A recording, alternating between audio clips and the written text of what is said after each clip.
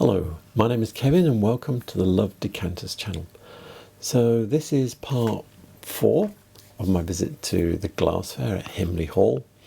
And yeah, so this was a tough episode to put together in that there was one piece of glass. I said, I will try and find that, and it was very distinctive, and I thought, yeah, I think I know where that might be from. So, you know, 30 or 40 catalogues I'd ploughed through later and a few books and whatever. Nope, didn't find it. It's really pains you when that happens, but you know, like, I think it's from Sweden and there's dozens of factories there, so hundreds even, I think. Anyway, let's get on and have a look at some glass anyway. So this is beautiful. Look at this fish. It's so, can you see? Look at that. That is fantastic. So nicely done. And the whole background of it just makes it all work. That is a lovely piece. So I just asked who it's by, and I've been told it's by Vicky Lindstrand. So yes, that makes sense because, yeah, he's a good designer. So the first thing I've got to admit to is that I failed because I didn't check the price of that vase on the stand. But I've been doing some searching, and there's a few of them for sale, and the prices are a bit all over the place. So like, but there's different shapes and there's probably different sizes as well. So like this one is 363. That's a skinny one, but let me go back this way. Yeah, so this one's 106. Looks to be the same shape. This one's 225. Actually, what I'm going to do is I'm going to stop this, go in, check the sizes, and we'll come back. So I'm back. I've checked, and size versus price makes no sense whatsoever in this case. This one, the most expensive one, is the smallest because it's 6 and something inches. This one, which is the second most, is the biggest, so the middle price one, so that's 8 and something inches, and the smaller and the cheapest one is 7 and something inches. So they're all various sizes, but in actual fact, the difference between a 6.5 inch vase and like an 8.5 inch vase is enormous. Yeah. It may, a couple of inches doesn't sound, but when things are proportion up, it is a big difference. So yeah, doesn't make sense. What I can tell you is these prices are all over the place, and if you really fancy one of these vases, shop around. Although these are all for sale in America, there's a few of them out there. I don't think they're super common, but, and there's these long thin ones, and then these open top ones, wider open, more open vases. So there's different, looks like there's 3 different types from what I can see. The ones like the one we saw, and then skinnier ones and fatter ones. There you go. Oh, and one of them does actually, is it this one? No, this one. Yeah, so designed by Vicky Lindstrand, circa 1962. He can tell you that because he's actually got a book reference from the book that I don't have, that I want. So yeah, so we've got a year as well, 1962. So this piece here is signed underneath RBA Olfstrom, their design shop from Sweden. I'm going to show you something a bit worrying about pieces like this. This is signed and it's got wear underneath it. You can actually see the wear through the base. So it's from 1976, and underneath it looks like it's from 1976. But yeah, I'm going to have a dig through Alibaba and we'll see what I can find. So here we are on Alibaba, and this is one of the pages for High Top Crystal, and they make trophies, all different kinds, but art glass. This section is art glass trophy, and yeah, I've looked at this before, and there were others that were more like the one that we were looking at just now at the glass fair, but this is now the closest one to it. I mean, they seem to have a lot less than they used to, but yeah, if we go to this page, you can look at it a bit more closely there. It's got 2 holes in it like that one, but similarity kind of ends there, you know, because that one I get a finger off the top, multicolored. So yeah, it's a blob with 2 holes, whereas that was more of a shaped blob with multiple colors. Some of the colors went to the edges. This is entirely encased, the purple. So yeah, similar, not similar. Also, this box leans out, and that one was straight, but the base of the bottom one looked like genuine wear, and it did have that etched mark in it. So this is not as close. Well, there might have been others previously that I think might have been closer, but this is what they've got today. But obviously I don't give up. I'm not that. I did find this, which is shape-wise is more similar. You got the same box, but I don't know what that's made out of. But this is a very similar shape to what we were looking at with the finger off the top and 2 holes, but the colorway is very different. I also found this one. These ones are not similar, and this one here with 2 holes in it, but that's a different shape as well. What did I find here? This is, yeah, this is another company. So this one is Edco. It's American, but this one is, what's this called? Dick's Trophies. Yay! But this one here on Dick's Trophies here, yeah, this is closer to what we were looking at, but not quite the same. And the colorway of this one, let's open it. There you go. That is closer to what we were looking at as well. So just before you go leaping into buying any glass trophies, just look at it carefully. Does it have the right amount of wear to be at least not brand new? Yeah. That looked like it had massive. It looked like it was from 1976, the base of it underneath. And it's difficult to forge that convincingly. I know you can have a go at it, but if you, I was looking at that, and normally to make that kind of pattern, it has to be all the scratches have to be coming from different directions, and also with different sizes of grain or whatever it is, grit that's caused the pattern. It doesn't have a, if when you look at it closely, it doesn't have a uniform, unidirectional, and it doesn't look like someone sandpapered it effectively. It looks like real wear from tables and mantelpieces and stuff like that. That's what you're looking for. But without looking at older glass a lot, you don't get a feel for what that really looks like. And yeah, you just need to be cautious of that with some glass, whether someone's faked the wear on the base. I know even there was a lady that used to fake Irish glass, and she used to, as they say, send the boy out to rub the base of the glass on the doorstep. Yeah.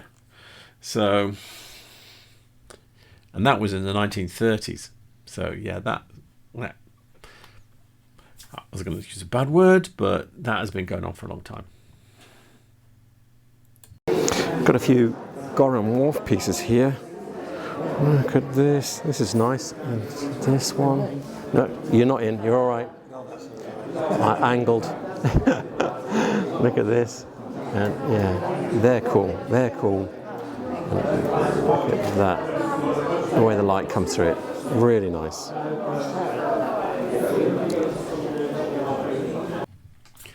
So the first vase we were looking at there is Costa Boda. It's by Goran Wharf, and it's called Mirage, and it's from 2007. Here it is here. this is the Mother Sweden website. When they're showing you old stuff that they've had, you can't click through and do anything with it. However, dun, dun, dun, they do have one for sale. So here it is. And yeah, so this looks right. It's $200. Again, I failed there. I didn't check the price. But yeah, sadly, somewhere on here I saw that Goran Wolf died 2 years ago. So yeah, that's not genius, but yeah. Anyway, this is one of his designs. And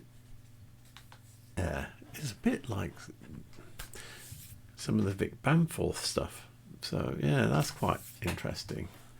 You can see where some of his influences. And the other piece, which was the second taller vase that we looked at there, is this one here. So this is a bit older. It's from 1999, which makes it only just vintage now. Yeah, because 25 years ago is 1999. Believe it or not, I can't believe it myself. And yeah, there it is. And it's quite a tall piece because it's almost 13 inches tall. Yeah, Zoom series it's called, but there's none for sale, so I don't know what the prices are like. I think this is an Itala Neva piece, but I've never seen it like this. I mean, that's either a pint glass or a vase or a statuary vase, but I've never seen it like that. Yeah, that is why you come to the fair, to see things you've never seen before.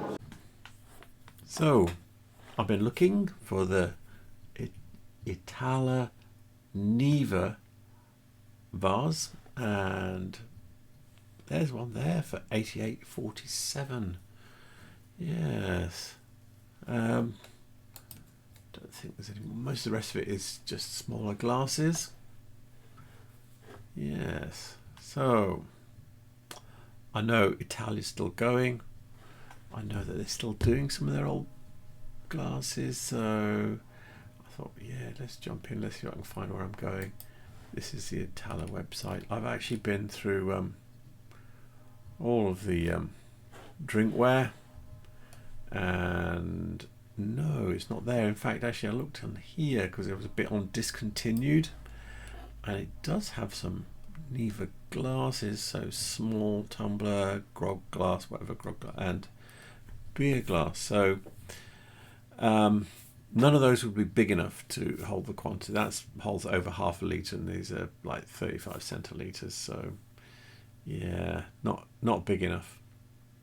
So yeah, it is a Italian Neva vase. They don't still make them, or it's not one of the patterns that they resurrected. They have resurrected the Ultima Thule pattern, but not the Neva one. This lady has nearly all Scandinavian stuff, but she has this piece of Murano, some Urso piece. Yeah. We can look in, where can we look? We can look in 20th century glass and find that, I'm pretty certain. We're looking at the 20th century glass website, and yeah, I found the exact vase that we were looking at there on the shelf, and here it is. I think it's the same size. He says it's 8 inches. I think that's about the same size as the one we look at. But yeah, I don't know who runs. I know I use this site all the time, but I don't know who runs the 20th century glass website. But yeah, he's a man after my own heart, because when he doesn't know, he doesn't. So here's a wonderful blah blah blah, made in Murano, blah blah blah.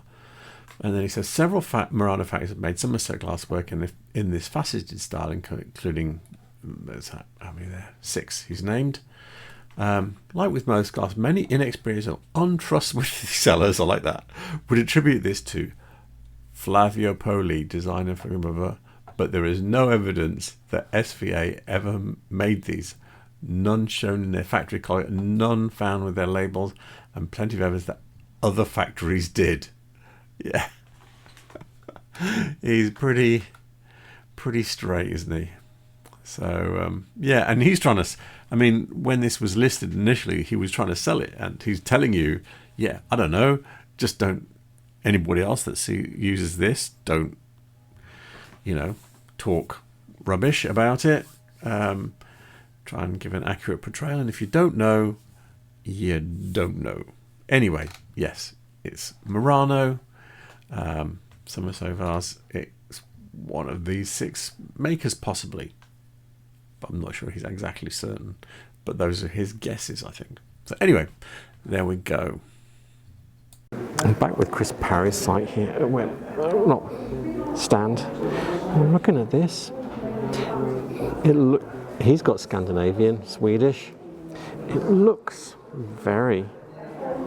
The colour, everything about it. Yeah, I like it. But I need to figure out who it's by. I've looked at about 30 or 40 catalogues, going through a number of different periods, all from Scandinavia. I've also been through the Hardernet website as well, a few other places. What I would say is, well, one, I didn't find it, so I have no exact reference. I would say it's more likely to be earlier than 1960s. It's more likely to be 1930s, 40s, or maybe 50s. But just from the look of it and from what I'm seeing more things with horizontal structures, and just things changed by the 60s, and that is not what they were doing as far as I can tell, unless it's not Scandinavian. So yeah, really hard. I've looked very hard for it because it is quite a nice thing, but yeah, anyway, that's the best I can say about it, really. So I'm on Dale's here. He's got a lot of the sort of like common Whitefriars, bark vases and stuff like that. He's got some rarer older stuff. He's got this. I've got one of these, yeah, but it is very rare. He's got these. Don't have any, but yeah, they're very rare. He's got this. This is pretty rare too. I've got one of those as well though. And he's got this, which I have never seen before. It's like the bigger claret jugs, but yeah, it's a little jug done in the Roman style. I think it's designed by Barnaby Powell. I'm not sure, I can't remember, but I think something like about turn of the century. I will see if I can find. I'll show you the one I think it's based on, and then we can see the dates and pattern numbers and everything for it. So I'm going to cheat and use my own website as a reference for this little bit of film. Go to manufacturers, Whitefriars glass. Where am I going first? I'll go here first. And yeah, I don't have those little glasses. I don't have that exact pattern. I have this blue opal. So they're called blue opal. And I think they're from the same period. I think they're T.G. Jackson's ones from the 1870s. I might be wrong, but yeah, they're from around this period. And but what's interesting is with this blue opal you see here is you've got this white line in it, and apparently what they do is they blow it, make it blah blah blah, and then they put it back into the furnace, and as it kind of like starts reheating the glass, a line appears, and as that heat travels along, the temperature change that travels along the glass, it appears as a white line that moves as with the heat, and all they do is they just then pull it out, and whoosh, there you go, your white line stops. that's why if you look at those glasses carefully, you go back to that film and stop it, you'll see actually the white lines are not always stopped in exactly the same place, because it's a very hit and miss process. Stick it in, watch the white line, and it may not stop instantly. It's just skills. Like there's another one with a white line. This is a yellow opal where the line is quite big, and you can actually make it to travel down, stop it, pull it back out, and put it back in again, start it again, and that's how you can have multiple lines on a single piece. Then let's go back, and I'm going to look at these. And actually, I'm going to go to the bottom first, and yes, we've got a couple of these little square jobs. So that's like what we were looking at there. 8544s, designed by Harry Powell in 1908. But the dark green one, okay, there it is. So I do have one, and it's a 1460, designed by Harry Powell in 1908. Now the thing about the dark green is that it doesn't appear in any of the manuals, it doesn't appear in any of the books.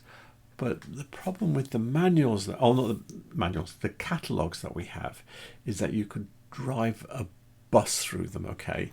So let me show you, these are the published catalogues we've got for Whitefriars. We've got 1860, okay, which is like a full range. Then we've got 1865, which is really light fittings and mirrors and things like that.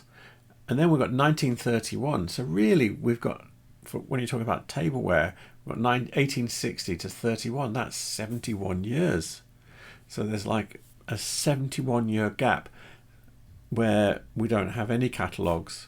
I do know some exist. Some are in the book Whitefriars Glass, The Art of James Powell and Son of London. That's the Museum of London book, which is very expensive, and it's got a few pages from later catalogues. Nothing post 1900 till 1931. I do know the Museum of London have a load more, but it's not published, so it is what it is. To us normal mortals, that there's the huge gap. If you've got a bit of money and you buy that book, you can fill it in a bit. But if you're talking early 1900s, yeah, you're out of luck. If you ever come to these glass fairs, you must come and see Dale's stand, because his prices are so keen. So this looks a bit Stromberg's Heighten, but this one is signed. You can see. You can see it just about. Stromberg's Heighten piece. I've seen this kind of work priced up to £60. 15 here. 15. I'm looking at the Stromberg's Heighten's catalogues downloaded from the Bergala Glass Technica website, and so these are the catalogues for 1977. I've got two things. Let me go to the other one first. So they're both 1977, but the pages are so far apart I thought I'm not going to scroll for 10 years. So this one here, I think, is the oval looking one that we're looking at. It's the 1032-386, and it's 130 millimeters high, which is about the right height we were looking at. And then we've got this one here, the 1105-402. I think this is the other one. And yeah, that's 145 millimeters. So it's like a centimeter and a half taller, which is about kind of what it looked. So I think that's what it is. I mean, there's so many similar-ish shapes in here. I mean, look, it could be one of these ones. I'm not 100% certain. Yeah, so, or this one, which is slightly shorter. But one thing I have found, so I didn't find the birds, okay, or the bird, but I did find the fish. So I think this is the fish engraving we're looking at. It's the fish are going the other way, but that's Oh no, they're not. They're going the same way. So yes, these are the fish pattern that we're looking at. I don't know why it's got two numbers on it. It's got 302 and 303. But yeah, it's got 3 sets of branches and 2 fish that look like this. So I think this is what it is. And yeah, the 77 catalogue, although those shapes appear in the 55 catalogue, the 77 catalogue has a whole bunch of the engraved designs as well, separated from the actual pieces of glass. So you can see, you pick one and then you have this rather nasty looking shark here and have it with a different vase if you wanted, I presume. So that's how it works. Anyway, so yeah, I think these vases were around in the 1954 because they all very similar ones are around in 1954 because looking through the catalogue it looks like it. But the design, one of the designs is definitely around in 1977 with that design on it. Look at this. It's got a little bit of damage here, but that is cool. Fashion de Venise. If it was a real like 15th century piece, 16th century, that would be thousands. I don't think it is though. Or at least hundreds even with the damage.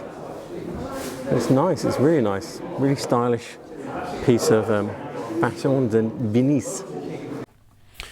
So after looking at that again, the question I'm asking myself, is it or isn't it a very old piece of glass? Yeah, I don't know. I mean, I've never owned anything like that. It's the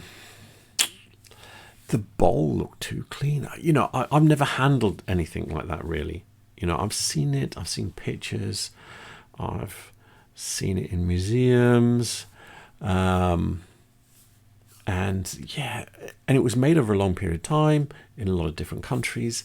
So is it, isn't it? You really need someone, a museum-y person, to have a look at it.